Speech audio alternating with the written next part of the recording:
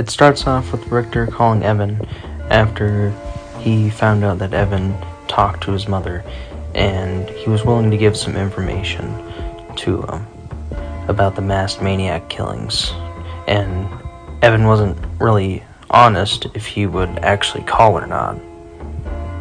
And Richter's willing to tell him everything, but it will cost him. He's wondering if he can get a plane ticket for his mom.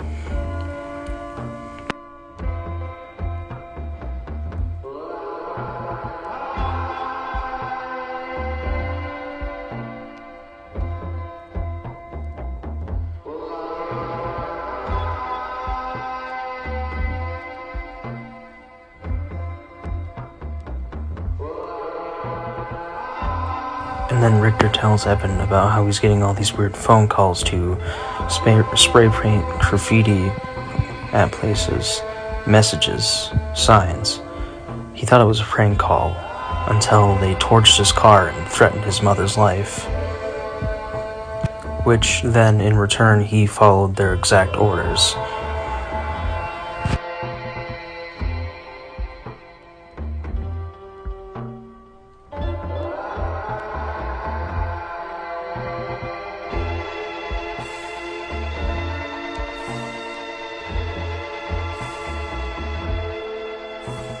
And he answers the phone, and the person on the other end is talking about the funeral services and the appointment details for Rosenberg.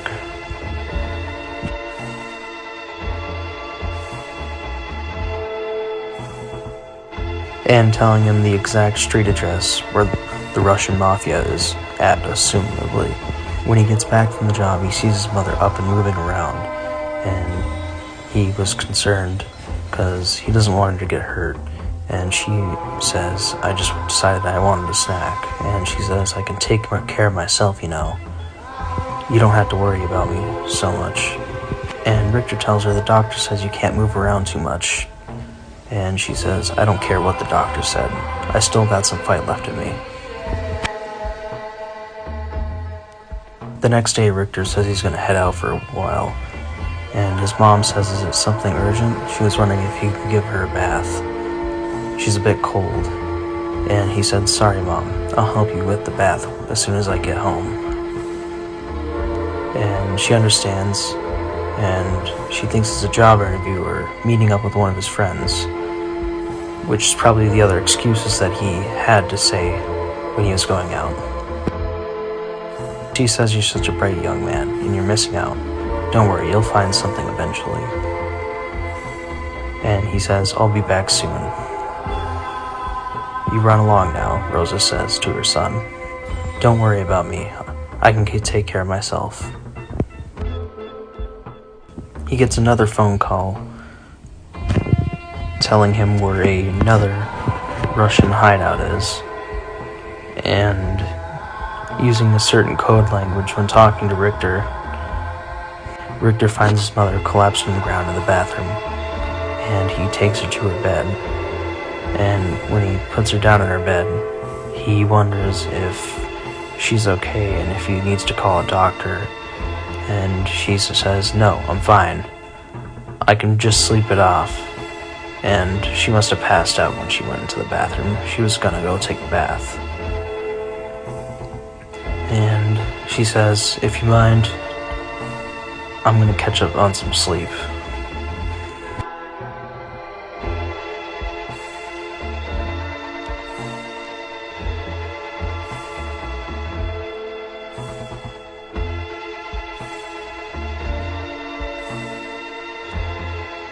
The next day he answers a phone call, telling him where another Russian hideout is, using the same code language from before.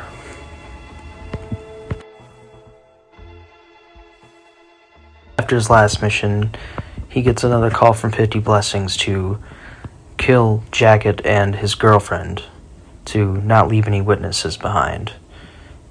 Because Jacket had already failed by not killing the girl that was his girlfriend that he saved, which leaving evidence behind. Richter says, you gotta be shitting me.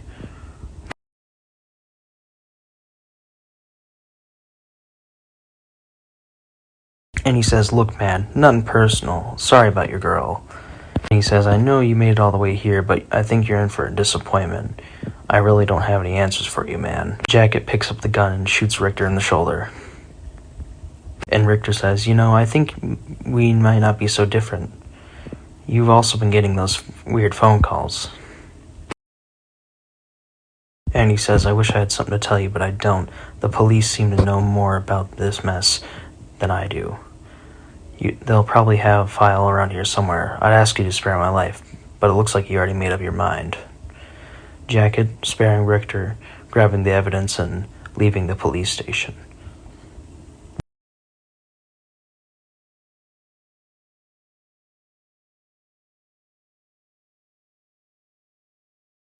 When we cut back, Evan says, "Hold on a second, I need to get another notepad." And after he gets his second notepad, Richter talks about how two strange men visited him in prison, saying that he was a good asset and it's time to say goodbyes.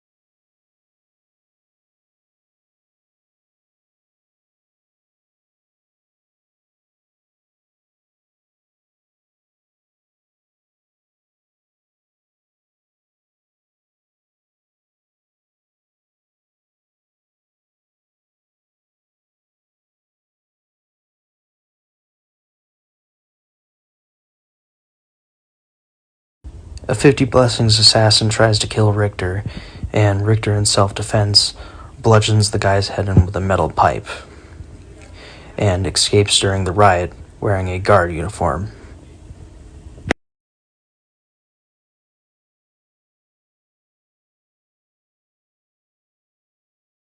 And Evan said he can get money from his bank account for the plane ticket for Richter's mom. And Richter says, "I appreciate it. Thanks." And Evan says, "Thanks for being the help you are." Back in Hawaii, Richter's sitting on the couch with his mother, watching TV about the self-acclaimed actor Martin Brown. And then it cuts to an emergency broadcast talking about how the Russian and American president have both been killed by a general of the U.S. Army. And the Russian president being assassinated may be seen as an act of war by Russia.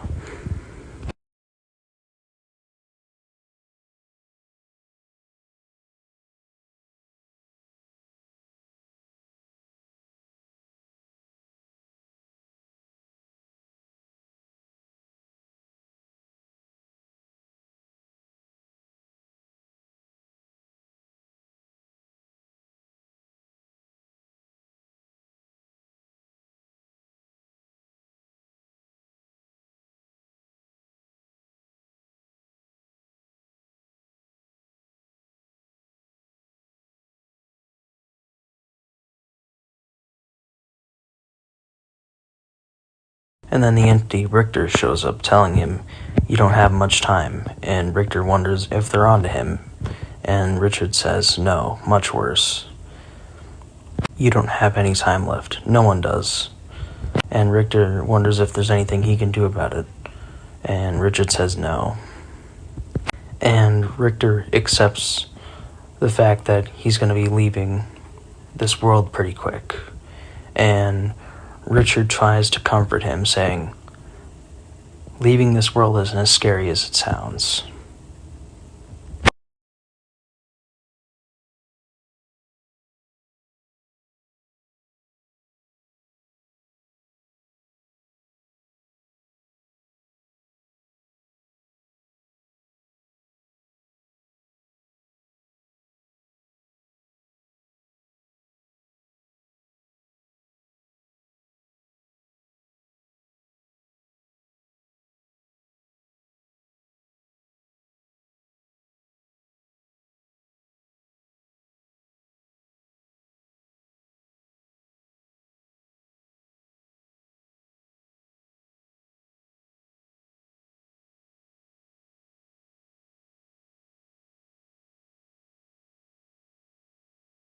Then a bright flash comes over the screen and wipes everything out.